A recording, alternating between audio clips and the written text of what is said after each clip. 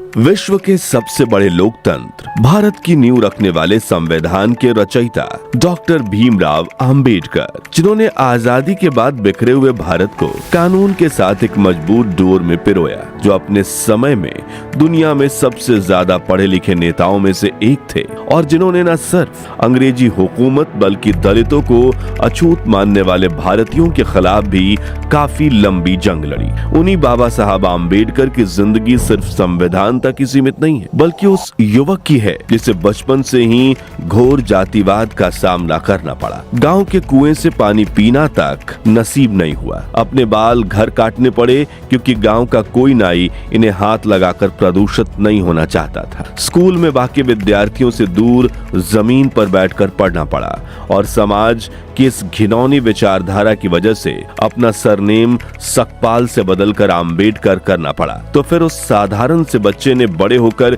इतनी शिक्षा कैसे प्राप्त की जो उन्हें भारत का सबसे ज्यादा पढ़ा लिखा व्यक्ति माने जाने लगा? कैसे उन्होंने अपने लोगों के हक के लिए दशकों तक आवाज उठाई? उन्होंने बौद्ध धर्म क्यों अपनाया और क्यों बाबा साहब की विचारधारा गांधी जी के खिलाफ थी, जानेंगे इस वीडियो में। लेकिन उसके पहले डॉक्टर आम्बेडकर के सम्मान में वीडियो पर लाइक और कमेंट जरूर कर दीजिए।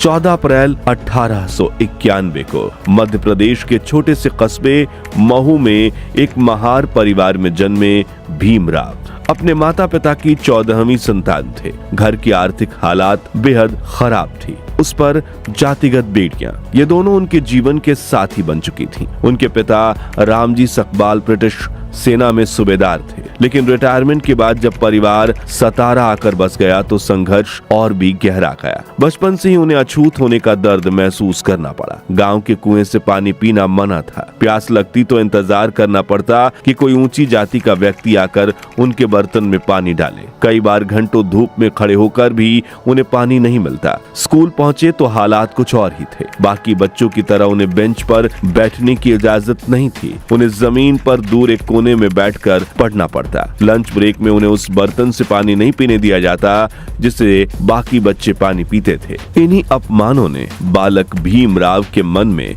शिक्षा को ही सबसे बड़ा हथियार मानने की सोच पैदा कर दी। पर मुश्किलें इतनी आसानी से हार मानने वाली नहीं थी। बाल कटवाने की जरूरत पड़ी तो गांव का कोई भी नाई उन्हें हाथ तक नहीं लगाता। मजबूरन उनकी बहन ने ही कैंची से उनके बाल काटे। ये सुनकर आपकी आंखों में आंसू आ जाएंगे कि बचपन में एक बार भीमराव अपने भाई के साथ गोरेगांव गए थे, जहां उनके पिता कैशियर की नौकरी करते थे। लेकिन रेलवे स्टेशन पर जब लोगों को पता चला कि वो महार जाति के दलित हैं, तो कोई उन्हें अपनी बैलगाड़ी में नहीं बैठाता। और जब एक बैलगाड़ी वाला मान जाता है तो ये शर्त रखता है कि गाड़ी तुम चलाओगे, और वो इनके साथ पैदल चलने लगता है। और फिर ये लोग जैसे ही उस बैलगाड़ी से उतरते हैं वो बैलगाड़ी धोने लगता है, क्योंकि उसे लग रहा था कि इन्हें बिठाकर मेरी बैलगाड़ी दूषित हो गई है।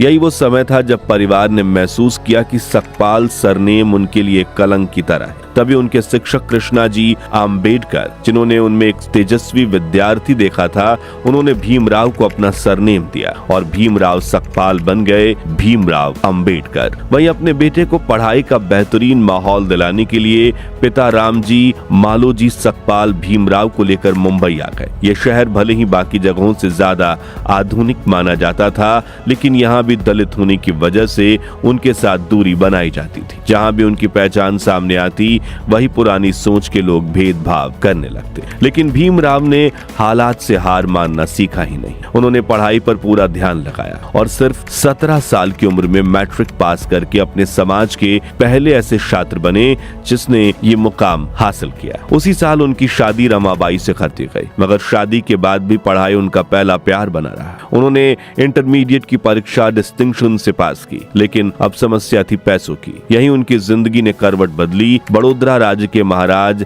सयाजीराव गायकवाड़ ने उन्हें पढ़ाई के लिए स्कॉलरशिप दी। इसी दम पर उन्होंने ग्रेजुएशन पूरी की और फिर 1913 में अमेरिका जाकर कोलंबिया यूनिवर्सिटी में मास्टर्स की डिग्री हासिल करने के लिए दाखिला लिया। वहां सिर्फ 2 साल में एमए पूरा किया और अगले ही साल अपनी पीएचडी थीसिस भी लिख डाली। इसके बाद वो लंदन चले गए और लंदन स्कूल ऑफ इकोनॉमिक्स में दाखिला लिया, मगर स्कॉलरशिप खत्म हो जाने की वजह से उन्हें पढ़ाई बीच में छोड़नी पड़ी और मजबूर मजबूरन बड़ोदरा लौटना पड़ा, जहां उन्होंने सिविल ऑफिसर की नौकरी तो हासिल कर ली, लेकिन जातिवाद का जहर वहां भी पीछा करता रहा। लगातार अपमान सहकर उन्होंने नौकरी छोड़ दी। 1918 में वो सिडेहैम कॉलेज बॉम्बे में प्रोफेसर बन गए और इसके साथ ही सामाजिक बदलाव की दिशा में भी कदम बढ़ाया। उन्होंने दलितों की आवाज बुलंद करने के लिए मराठी अखबार मूक नायक शुरू किया।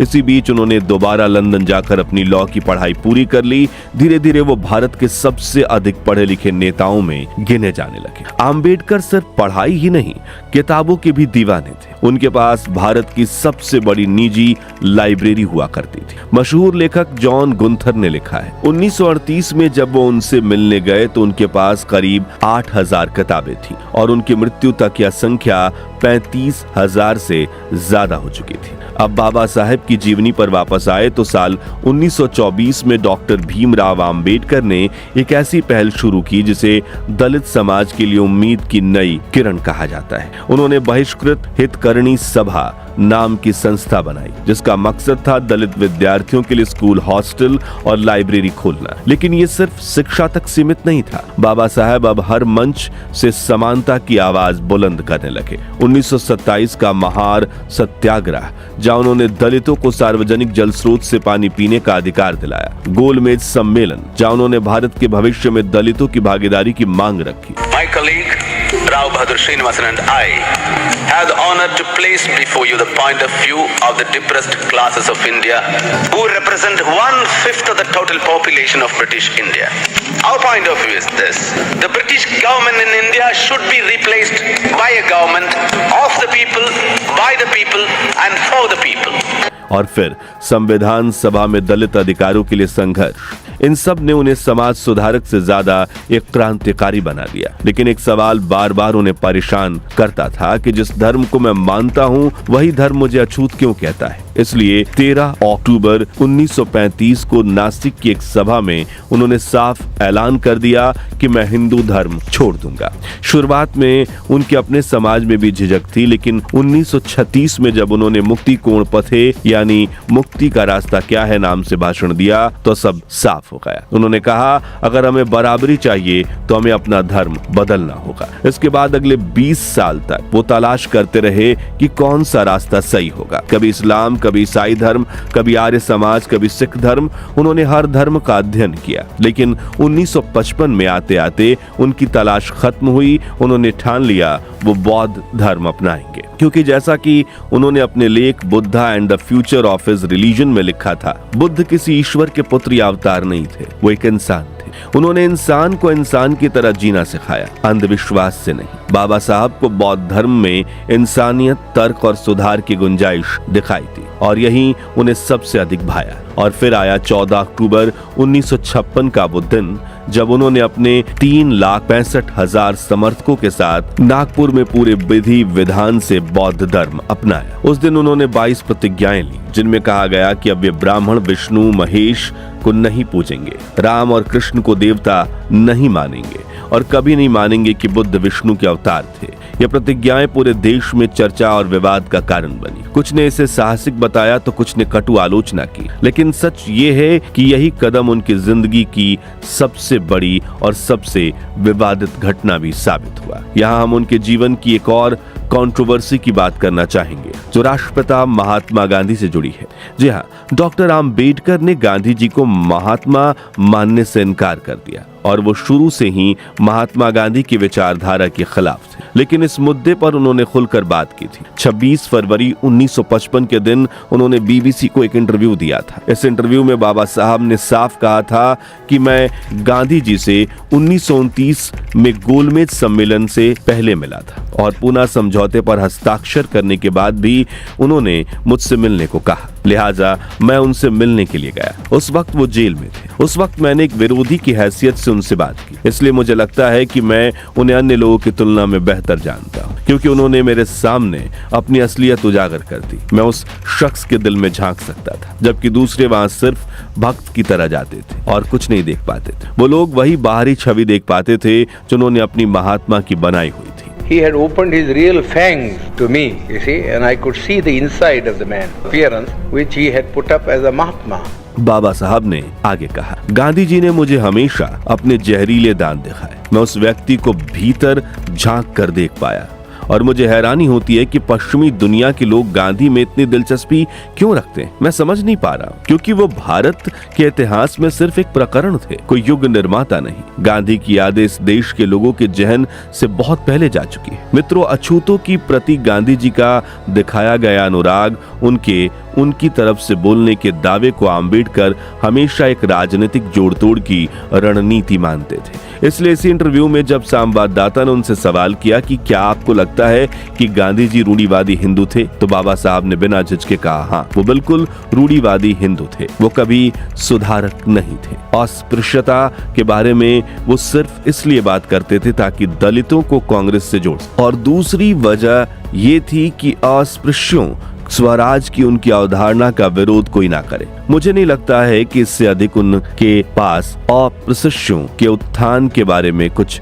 सोचने का वक्त होगा। अपने इस दावे का सबूत भी उन्होंने उसी इंटरव्यू में रखा। उन्होंने कहा, गांधी हर समय दोहरी भूमिका निभाते थे। उन्होंने 2 अखबार निकाले, हरिजन अंग्रेजी में और गुजरात में दीनबंधु। अंग्रेजी अखबार में वो खुद जाति व्यवस्था और अस्पृश्यता का विरोध बताते थे, खुद को लोकतांत्रिक दर्शाते थे, लेकिन अगर आप गुजराती पत्रिका पढ़े तो वहां आप उन्हें कई अधिक रूढ़िवादी व्यक्ति के रूप में देखेंगे। इसी तरह भारत के इतिहास की इन दोनों महान शख्सियतों की विचारधाराएं इतनी अलग थीं कि उनके बीच के मतभेद कभी मिट नहीं पाए। चलिए अब जानते हैं दुनिया के सबसे बड़े लोकतंत्र की उस बुनियाद के बारे में जिस पर आज पूरा भारत टिका है। जी हाँ, यह है हमारे संविधान की अनसुनी कहानी। 9 दिसंबर 1946 के दिन 299 सदस्यों वाली संविधान सभा की पहली बैठक हुई। इस सभा ने 1946 से 1949 के बीच 3 उथल पुथल भरे सालों तक लगातार काम किया। इन्हीं सालों में देश के सबसे भयानक सांप्रदायिक दंगे देखे गए, भारत का बंटवारा हुआ और इंसानी इतिहास का सबसे बड़ा पलायन सामने आया। इसी दौर में 560 से ज्यादा रियासतों का भारत में एकीकरण हुआ, यानी हालात बेहद कठिन थे और ऐसे समय में संविधान तैयार करना किसी असंभव मिशन से कम नहीं था। इसलिए 29 अगस्त 1947 को डॉक्टर बाबा साहब आम्बेडकर को संविधान सभा की ड्राफ्टिंग कमेटी का अध्यक्ष नियुक्त किया गया। कमेटी में 7 सदस्य थे, लेकिन कहा जाता है कि संविधान का लगभग 90% काम बाबा साहब ने अकेले किया। फिर भी उन्होंने कभी इसका श्रेय खुद नहीं लिया। लेखक अशोक गोपाल अपनी जीवनी में लिखते हैं कि अम्बेडकर ने खराब स्वास्थ्य के बावजूद संविधान बनाने का भार संभाला। डायबिटीज और हाई ब्लड प्रेशर जैसी बीमारियों से जूझते हुए भी उन्होंने 2500 से अधिक संशोधनों के बीच संविधान के हर अनुच्छेद को धैर्य से समझाया। करीब 100 दिनों तक वह संविधान सभा में खड़े होकर लगातार बोलते रहे। आखिरकार 26 नवंबर 1949 को भारत का संविधान पारित हुआ और अपनाया गया। यही दिन आज संविधान दिवस या राष्ट्रीय कानून दिवस के नाम से जाना जाता है। और अगले साल 26 जनवरी 1950 को संविधान लागू हुआ, जिसे आज हम गणतंत्र दिवस के रूप में मनाते हैं। संविधान के कुछ साल बाद डॉक्टर राजेंद्र प्रसाद ने स्वीकार किया कि आम्बेडकर ने संविधान के कुशल पायलट की भूमिका निभाई और 6 दिसंबर 1956 को बाबा साहब के निधन के बाद पंडित जवाहरलाल नेहरू ने भी कहा था कि संविधान बनाने में जितना ध्यान और मेहनत डॉक्टर आम्बेडकर ने दी है, उतनी परेशानी किसी और ने नहीं उठाई। आखिर में स्क्रीन पर आप महान बाबा साहब आम्बेडकर की अंतिम विदाई के कुछ दुर्लभ दृश्य देख रहे हैं। 6 दिसंबर 1956 को जब उन्होंने अंतिम सांस ली तो उनकी मृत्यु की खबर फैलते ही देश भर में शोक की लहर दौड़ गई। मुंबई में जब उनका पार्थिव शरीर अंतिम संस्कार के लिए लाया गया तो उन्हें श्रद्धांजलि देने के लिए करीब 5 लाख से ज्यादा लोग जुट गए थे। दादर के चैत्य भूमि पर राजकीय सम्मान के साथ उनका अंतिम संस्कार हुआ, लेकिन वो हमारी यादों में आज भी जीवित है और हमेशा रहेंगे। तो दोस्तों, डॉक्टर आम्बेडकर आवाज अगर ना उठाते तो क्या आज भी भारत जातिवाद की घिनौनी सोच की चपेट में होता या नहीं? कमेंट्स में बताइए और बाबा साहब की तारीफ में 2 शब्द भी जरूर लिखिए। उम्मीद है आपको ये वीडियो पसंद आई होगी। अगर हाँ तो लाइक और शेयर करके 21,000 लाइक्स जरूर करवा दीजिए और ऐसी अनसुनी अनकही कहानियों के लिए हमारे चैनल को सब्सक्राइब करके पास वाली घंटी जरूर बजा दीजिए। जय हिंद, जय भारत।